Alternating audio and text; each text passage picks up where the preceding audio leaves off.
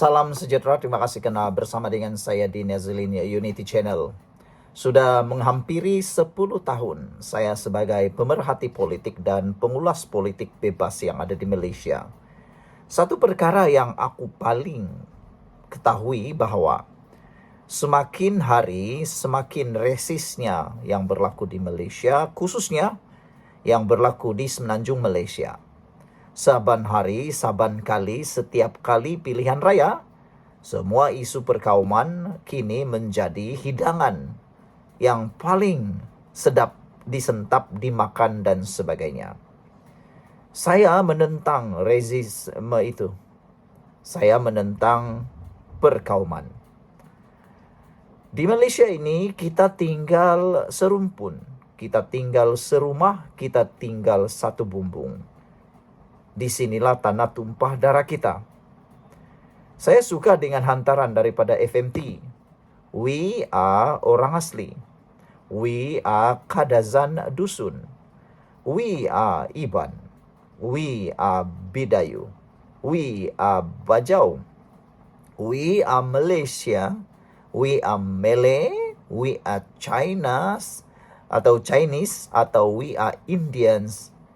Kita semua adalah orang Malaysia. We are all Malaysian. Tuan-tuan dan puan-puan sekalian, tak pedulilah Anda berbangsa apa, Anda daripada mana, Anda daripada negara mana, tak pedulilah daripada manapun kita, saudara-saudara sekalian. Apapun agama kita, bangsa kita, keturunan kita, tanah tempat kita tinggal, negeri tempat kita tinggal, kita semua adalah orang Malaysia. Dan paling penting sekali, hak setiap bangsa sudah dijamin di dalam perlembagaan Malaysia. Memang kita akui dan memang termaktub dalam perlembagaan. Keistimewaan penduduk asal yang ada di Malaysia, khususnya terutamanya Melayu Islam, itu termaktub di dalam perlembagaan. Tiada seorang pun yang mahu mempersoalkannya, kerana itu adalah perlembagaan. Tapi apabila ahli politik menjerit di sana-sini, menjajah perkauman, menjajah perkara yang tak sepatutnya disentuh, ini membuatkan ramai orang mula marah dan ada juga sebilangannya mula takut. Kita marah bukan apa? Kita marah kerana orang politik sanggup menggadai keamanan, sanggup menggadai kestabilan negara, semata-mata untuk mendapatkan meraih undi, untuk mendapatkan kuasa. Akhirnya nanti siapa yang rugi? Kitalah, saudara-saudara sekalian. Nasihat aku kepada semua rakyat Malaysia ialah, jangan kita terlalu taksub dengan politik. Walaupun aku dah hampir 10 tahun mengulas politik, aku tak taksub langsung dengan politik. Aku berfikir secara logik, berfikir dengan waras. Jangan kau terlalu mengagung-agungkan orang politik, parti politik. Kerana yang akan mencari makan bukan ahli politik, tapi kau sendiri. Kau bergaduh dengan keluarga, bergaduh dengan jiran, bergaduh dengan orang, kafir mengkafir satu dengan yang lain. Yang akan rugi Anda sendiri.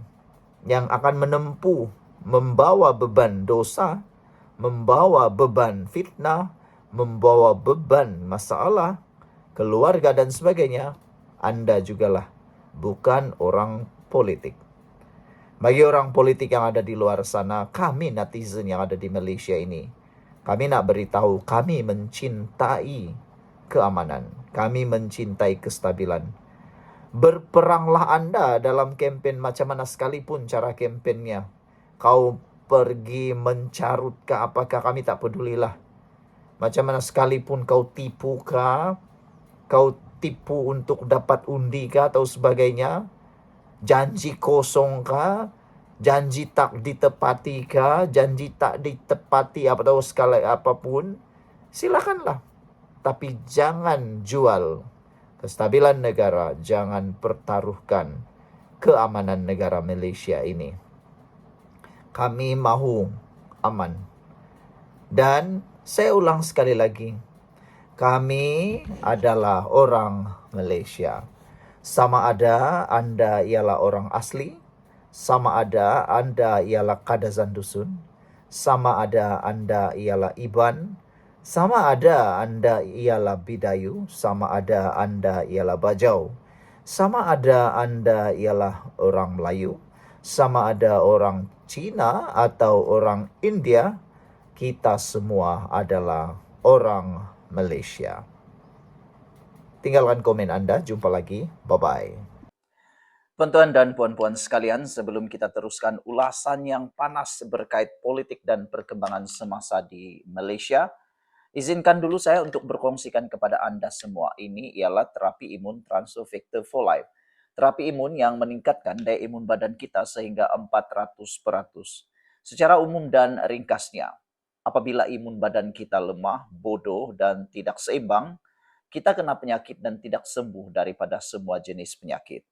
Tetapi apabila imun badan kita jadi kuat, bijaksana, dan seimbang, semua jenis penyakit boleh disembuhkan dengan peningkatan daya imun badan. Imun badan kita adalah seperti sekumpulan askar yang bertindak menghapuskan semua jenis penyakit yang ada dalam tubuh badan kita. Apabila askar-askar yang ada dalam tubuh badan kita itu menjadi kuat, menjadi seimbang dan bijaksana, semua jenis penyakit boleh dihapuskan dan boleh dihalau daripada terus membiak dan menduduki tubuh badan kita. Cepat dapatkan produk yang hebat ini melalui nombor telepon saya yang tertera. Produk ini lulus KKM, halal, dan diperakui oleh dokter-dokter di seluruh dunia. Cepat dapatkannya untuk kesejahteraan hidup Anda. Mungkin ini adalah jawaban yang Tuhan hantar untuk membantu memulihkan kesehatan Anda. Cepat dapatkannya, kau jangan tangguh-tangguh lagi. Jumpa lagi. Salam sejahtera. Hantar saja warga Rohingya pulang ke negara asal. Itu antara komen netizen terhadap himpunan Rohingya yang diadakan semalam di Kuala Lumpur. Beberapa komen panas daripada netizen menunjukkan rata-rata warga negara Malaysia marah, kecewa, dan tidak bersetuju dengan tindakan warga Rohingya tersebut.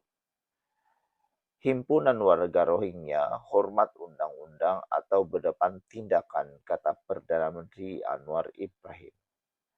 Kerajaan tidak akan berkompromi terhadap mana-mana kumpulan pelarian yang bertindak mengganggu ketenteraman awam atau cuba menguasai mana-mana kawasan di negara ini, kata Perdana Menteri Anwar Ibrahim.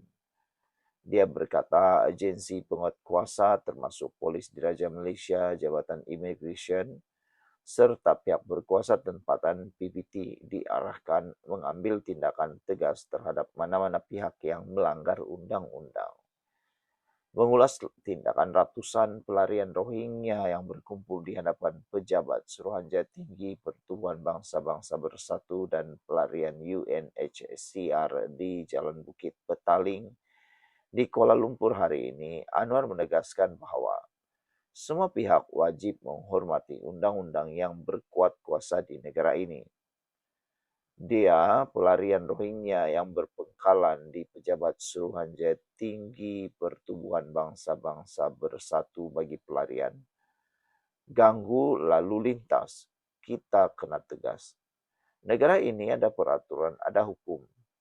Dia tak boleh umpamanya memilih untuk mengambil mana-mana kawasan bandar. Sebab itu saya diarahkan immigration. Sebab itu saya diarahkan immigration police pihak bandaraya ambil tindakan tegas. Jika tidak ada permit, harus diheret ke jabatan immigration. Manakala yang mempunyai dokumen, kita kena beri amaran. Kalau tidak, tindakan undang-undang akan diambil, kata Anwar Ibrahim. Anwar berkata, walaupun kerajaan memahami hasrat sebahagian pelarian untuk mendapatkan perlindungan di bawah UNHCR, mereka tetap perlu mematuhi undang-undang negara dan tidak boleh bertindak sehingga menimbulkan ketidakselesaan dalam kalangan masyarakat setempat. Saya paham dia coba mendapatkan perlindungan UNCHR, tetapi mereka tidak boleh masuk kawasan. Tidak boleh ada peraturan di dalam negara ini. Kita tak boleh benarkan sehingga mengganggu keselamatan penduduk tempatan, kata Anwar.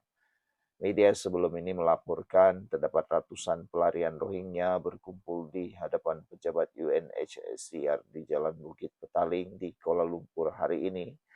Selepas dilaporkan tiba di ibu negara awal pagi tadi menaiki 3 bas, selepas mereka diusir keluar oleh penduduk tempatan di penempatan mereka di Pulau Pinang. Sekian dulu, kita jumpa lagi. Bye-bye. Salam sejahtera. Jalal kata jangan usik tulisan Cina. Netizen pula teringat Akmal Saleh.